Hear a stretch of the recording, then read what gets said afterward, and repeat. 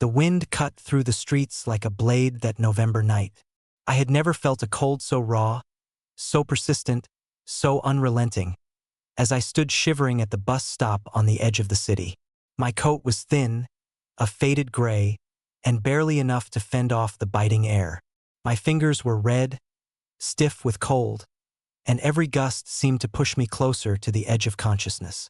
My teeth chattered uncontrollably, and my breaths came out in short, visible puffs. I watched as headlights passed by, cars slicing through the darkness, leaving streams of warmth I could only imagine. It was the kind of night where hope felt like a luxury I couldn't afford. I remember seeing her first as a blur of light moving toward me. She was tall, maybe in her early 30s, wearing a long, camel-colored coat that looked impossibly warm.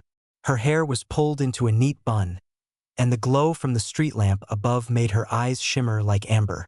She stopped just a few feet away, glanced at me with something I couldn't quite read, pity, concern, or maybe a mix of both, and then, without a word, removed her coat. I couldn't believe my eyes. She draped it over my shoulders before I could even respond. It smelled faintly of perfume, maybe vanilla, and the warmth it carried was immediate. My shivering slowed, the raw edge of the cold dulled, and for a moment, I felt like a human being again instead of a frozen shadow on the sidewalk. "I can't let you freeze out here," she said softly. Her voice had this calm authority, the kind that makes you feel seen for the first time. I tried to thank her, but the words got caught in my throat. All I could do was stare, overwhelmed by the kindness of a stranger. "Are you okay?" she asked again. Her eyes were fixed on mine, not in a judgmental way, but like she could see right through to my bones, into every bit of cold and hunger and fear I carried with me. I nodded slowly. I wanted to say more, but the words escaped me. I'll be fine," I managed at last. She smiled faintly. "You will. But tonight, let me help." I didn't know why she did it. Maybe she saw the desperation in me. Maybe she felt something I couldn't articulate. Maybe, just maybe, she recognized the hunger in my eyes, the hunger for a life I hadn't yet found. That night, under the dim glow of the street lamp, I made a promise to myself I never knew I could make. "I will not forget this. One day, I'll make sure you never need to give a coat to anyone ever again." I didn't know how I would do it. I didn't even know if I could. But something in me ignited that night, a spark of hope that refused to die. I was only 15 at the time, living in a neighborhood that demanded vigilance, that punished kindness and rewarded cunning. I had learned to rely on myself. My father was gone. My mother had left me with distant relatives who treated me like a shadow, barely feeding me, barely acknowledging I existed. School was a place of survival, where every day felt like a negotiation with a world that had forgotten me existed. And yet, she saw me, a stranger, a boy on a freezing night, and she gave me warmth. Literally, yes, a coat that would later become emblematic of everything I ever wanted in life, but also metaphorically. She reminded me that the world still had room for kindness, that human connection could exist outside transactions and obligations. I never asked her name that night. I didn't even know how I would have asked. The bus came, rattling down the icy streets, and I climbed on, hugging the coat like a talisman. I wanted to look back, to see her there, but she had already vanished into the darkness. Just like that, she was gone. I carried that coat everywhere. It became my armor, not just against the cold, but against everything else: indifference, hunger, loneliness. I still remember the way it smelled, the way it fit over my shoulders, the faint warmth that seemed to seep into my very bones. Every time I wore it, I felt a little taller, a little stronger, a little less invisible. Years passed, and life became a battle I was determined to win. I had a plan, though I didn't realize it at the time. That night, on that freezing street, had planted a seed. I worked odd jobs, stocking shelves at a grocery store, delivering newspapers, shoveling driveways for neighbors who barely knew my name. Every paycheck was saved, every opportunity exploited. I read books about business, money, and finance at the library, the only warmth I could find besides that coat. Slowly, painstakingly, I built a vision of a future where I could rise above the poverty and neglect that had shaped me. And all the while, the memory of her lingered. The woman who gave me her coat. The woman who didn't even know my name. I promised myself I'd find her. Not just to thank her, but to repay her. To prove that her small act of kindness could change a life, and that life would flourish. High school was hard. Being black in a predominantly white neighborhood added layers to my struggles. People assumed things about me, boxed me into stereotypes I never asked for. And yet, when the cold nights came, and when I walked home with my coat wrapped tightly around me, I felt a strength that no one else could touch. I carried her kindness as a shield. By the time I was 18, I had saved enough to move out on my own. College was a distant dream, almost impossible financially, but I worked relentlessly. Night shifts, double shifts, whatever would allow me to escape the weight of my past. That coat, now threadbare and patched in several places, was always with me. Every bus ride, every cold evening, every snowstorm. I clutched it like it contained my life's hope. One evening, in the library where I spent countless hours poring over books on business, investing, and self-improvement, I wrote a note to myself. Find her. No matter what. I didn't know how. I didn't know when. But I had faith that if I worked hard enough, if I persevered, the universe would give me a chance to return the kindness that had been given to me. The first real break came when I was 22. I landed an internship at a small financial firm. More luck than anything else, but I made the most of it. I stayed late, volunteered for extra assignments, asked questions constantly. Slowly, I built a reputation as someone determined, relentless, and intelligent. My dreams of financial independence began taking shape, and every late night, every extra dollar earned, every small victory reminded me of that night on the freezing street. Then, one particularly snowy evening, as I walked home after my shift, I caught a glimpse of a woman standing at a corner bus stop. Her coat was a warm camel color. Her hair was pulled into a bun. She was helping a teenager wrap their jacket around themselves. My heart nearly stopped.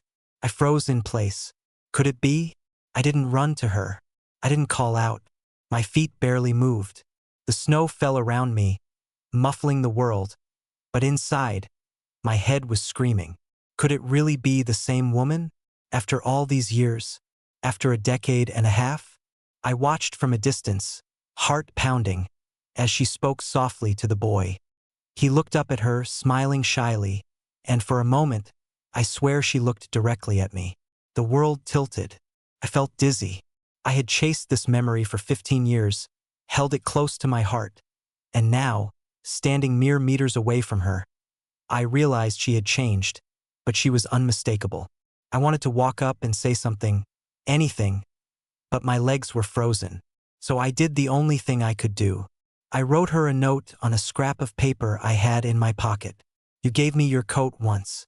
I promised I'd find you. I am finally here. Please let me thank you. I folded it, tucked it into my pocket, and kept walking. My heart raced. My mind spun. That night, sleep eluded me entirely. That night, I made a plan. I had a network now, money saved, resources at my disposal. I had connections through work, through the library, through old friends who knew the story. I could find her. I would find her, not just to repay her kindness, but to tell her what she had done. That her simple act of warmth had saved me, had set me on a path I might never have discovered without her. And I swore silently that when I did, I would tell her everything. How I had worked, how I had struggled, how every cold night, every hardship, every lonely bus ride had been endured with the memory of her coat and her kindness wrapped around me like armor. If you think acts of kindness can change a life forever, hit that subscribe button and join me, because in the next part, you'll see how this promise unfolds in ways no one could imagine. The days after that snowy night passed in a blur. I could barely eat, barely sleep. All I could think about was the woman with the camel-colored coat, the warmth she had given me, and the promise I had made. I would find her. 15 years had passed, yet her small act of kindness had left a mark so indelible that it defined who I had become. Every decision, every sacrifice, Every moment of struggle had been fueled by that one memory. I was no longer the boy shivering at the bus stop. Years of relentless work had transformed me.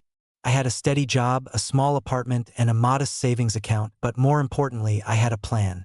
Every night, I pored over old social media posts, public records, and news articles. I created spreadsheets of bus stops, streets, neighborhoods, and organizations that might connect me to her. I knew this would be a needle in a haystack search, but I had learned that determination could bend even the harshest realities. One of the first breakthroughs came when I remembered the small details. The perfume, the bun, the exact shade of camel on her coat.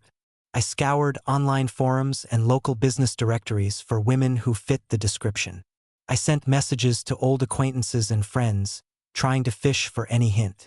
Have you seen a woman, about 5'7", with a bun and a camel coat, who lived in this city 15 years ago? Many ignored me. Some laughed. A few offered condolences. But I kept digging. Every small lead was another thread I could pull. Work became both a blessing and a curse. On one hand, it gave me access to information I couldn't otherwise reach. Public databases, industry contacts, even minor government directories. On the other, it made me obsess over every scrap of potential evidence. I became the person who stared too long at license plates, noted unfamiliar faces, and spent hours outside bus stops that didn't even exist anymore. I kept the coat from that night in a drawer, folded neatly, like a talisman. Touching it reminded me why I had to persist, even when hope seemed absurd. Years passed. I became an adult, carrying the same fire the 15-year-old boy had carried, now sharpened by experience, intelligence, and a growing understanding of human behavior. I learned to read people, to notice patterns, to anticipate where she might have gone. I learned patience, but the obsession never left. Then one day, a small piece of luck presented itself. A local charity I had once volunteered with reached out to me for a financial consultation. The organization served homeless youth, and during a meeting, a casual conversation about volunteer activities led to a revelation. One of their longtime supporters was a woman who frequently helped teenagers in need. She was known for generosity and discretion. My pulse raced. Could it be? Could this be the woman? I asked questions cautiously, careful not to reveal too much. They couldn't give out her contact information, but they confirmed something else. She had been helping at this charity for years, often appearing at bus stops during winter nights with coats and blankets. My hands shook as I left that office. This was it, the first tangible lead in over a decade. I had a starting point, a place to begin the final stretch of my search. Over the next few months, I threw myself into tracking her. I revisited bus stops from my memory, made phone calls to the charity, pieced together donation records, and cross-referenced them with city permits and events she had sponsored. Every discovery was a small victory, a glimmer of the reunion I had dreamed about for 15 years. There were moments of doubt, of despair. I would see someone across the street who resembled her and my heart would leap, only to fall moments later when they turned away. I would find addresses and arrive, only to discover that she had moved years ago. Friends laughed at me sometimes, teasing, "You're chasing a ghost." But I didn't care. Ghost or not, she was real, and she had given me the single most important gift in my life: hope. Finally, after months of research, I narrowed it down to a residential area in the northern part of the city. She had been living there quietly, anonymously, helping people without expecting recognition or thanks. I drove past the street repeatedly, memorizing the houses, the cars, the lights. I didn't want to just barge in. This moment had to be right. This reunion had to be meaningful. The night I decided to approach her, I could barely breathe. My hands were sweaty, my stomach twisted with nerves, and my heart thumped so violently I thought she might hear it through the door. I rehearsed my words endlessly in my mind. What do you say to someone who changed your life 15 years ago? How do you thank them? How do you explain that their single act of kindness shaped every decision you ever made? I knocked on her door, and for a moment, I thought she wouldn't answer. Then the door opened, and there she was. The same warm eyes, the same camel coat, but aged, matured, beautiful in a way that life had refined her grace. She looked at me, and recognition flickered across her face. "You," she whispered. I'm.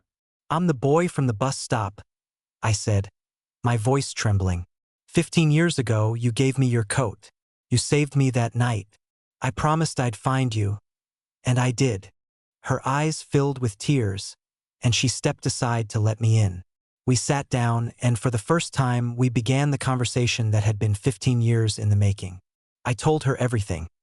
The struggles, the nights spent shivering, the jobs, the sacrifices, the promise I had kept. She listened quietly, sometimes crying, sometimes smiling faintly. "You kept my coat?" she asked finally. I nodded. Every winter, every cold night, it reminded me of hope. It reminded me that someone saw me when no one else did. She reached out and held my hand. I had no idea. I only did what any human should do. I never imagined it would carry so far, that it would guide you to this moment. That night, we talked for hours. I learned about her life, her struggles, her reasons for being at that bus stop. She had been a teacher, a mentor, someone who dedicated herself quietly to helping children who were overlooked, ignored, or abandoned. And in her eyes, I could see the truth. She had never forgotten me, never stopped hoping that I would find my way. The reunion wasn't just emotional. It was life-altering. It validated every sacrifice I had made, every hardship I had endured. I realized that acts of kindness, no matter how small, can ripple through time, shaping destinies in ways we cannot predict. The coat had been a symbol, a talisman, and now it was a bridge between two lives forever intertwined.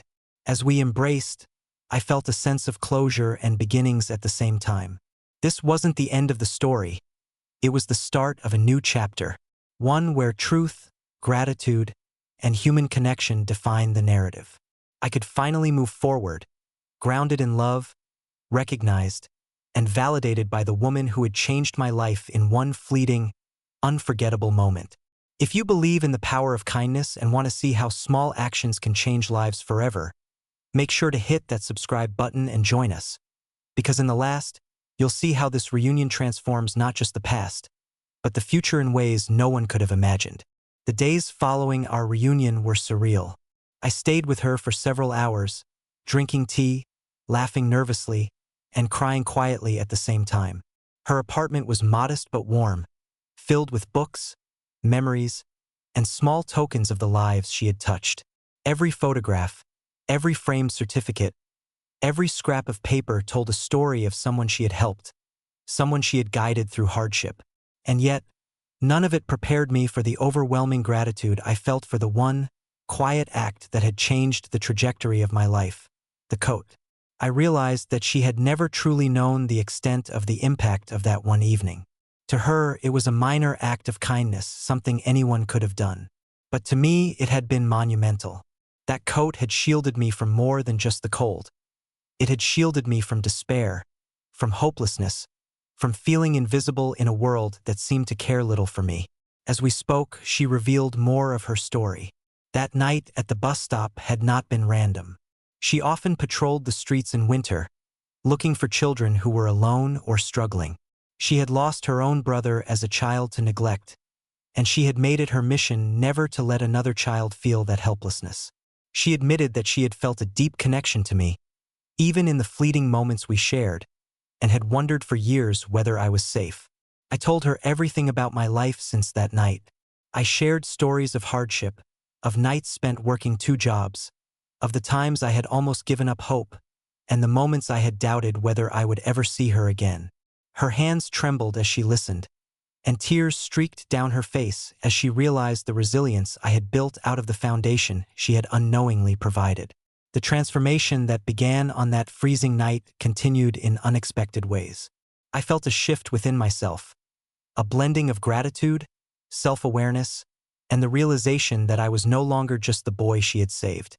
I was my own person, forged through trials, persistence, and the relentless pursuit of hope. Yet, I also recognized that our connection filled a void I hadn't even realized existed. There was a sense of completeness, as though the universe had conspired to reunite us after 15 long years. We began to meet regularly, Sometimes it was quiet afternoons, talking over tea or walking through the city streets. Other times, it was volunteering together at local shelters, offering warmth, food, and kindness to children and teenagers who reminded me of my younger self. In every interaction, I could see the ripple effect of one small act of compassion, the same one that had changed my life, now extended to others. It was during one of these walks that I realized the full extent of the emotional weight I had been carrying. I had always thought that survival meant pushing forward, doing what was necessary, and leaving the past behind. But the reunion with her taught me that survival could also mean embracing the past, recognizing the people who shaped you, and allowing their influence to guide your future in a conscious, intentional way. Months passed, and our bond grew stronger. She shared family stories, her regrets, and the people she had loved and lost. I introduced her to the people who had helped me along the way, mentors, friends, teachers, showing her that her influence had cascaded far beyond what she could have imagined. And as I shared these stories, I realized that the life I had led, with all its struggles and triumphs, had prepared me not only to find her, but also to make a meaningful impact on the world around me. There were moments of tension, too. Confronting the years of loneliness, frustration, and missed opportunities was not easy. I asked questions I had carried in my heart for over a decade. Why me? Why did you choose to intervene in that specific moment? She admitted that she could never fully explain it. She had simply seen me, frozen, shivering, and acted. But in her words, I recognized a depth of empathy that few people possess. She had understood that the smallest intervention could create monumental change, and she had acted without hesitation. The experience reshaped my understanding of kindness, responsibility, and human connection. I began writing down my story, intending to share it with others who might be struggling, who might feel invisible, and who needed to see that even one person's compassion could create ripples across time. The coat, now carefully preserved, became a symbol, not just of survival, but of the transformative power of empathy and the responsibility each of us carries to intervene when we can. One day, as we walked through a local park, I noticed a young boy sitting alone, shivering in a thin jacket. My heart leapt, and I instinctively approached him, draping my own coat around his shoulders. I saw her smile in that moment, a quiet, knowing acknowledgement. It was as if we both understood that the cycle continued, kindness begetting kindness, hope passing from one person to the next. I knelt down and spoke to the boy, telling him that someone saw him, that someone cared, and that he was not alone. It was in that moment that I fully understood the truth of what had happened 15 years ago. The coat had been more than warmth. It had been a lifeline, a promise, and a catalyst. And now, by extending the same gesture to another child, I was honoring the bond that had changed my life. The ripple had come full circle. In the quiet evenings, when the city lights shimmered against the snow and the wind whispered through the streets, I often thought back to that first night. I remembered the fear, the cold, and the uncertainty. But above all, I remembered the warmth of her coat, the kindness of her eyes, and the promise that had driven me for so long. And now, with her by my side, I could finally say that the promise had been fulfilled. I had found her, understood the depth of her compassion, and allowed it to shape not just my life, but the lives of others. The journey was not just about finding the woman who had given me a coat. It was about finding myself, understanding the value of empathy, and embracing the responsibility that comes with it. Every challenge, every sleepless night, every desperate search had led to this moment of clarity. And as I looked into her eyes, I realized that the boy I had been, shivering on a freezing night, had grown into a man who could carry forward the legacy of hope, kindness, and relentless determination. If this story inspired you and made you believe in the power of one small act to change a life, make sure to subscribe and hit the notification bell, because in our next video, we'll explore another unbelievable true story of human resilience and kindness that will leave you speechless. Don't miss it, because these stories prove that even the smallest gestures can have life-altering consequences.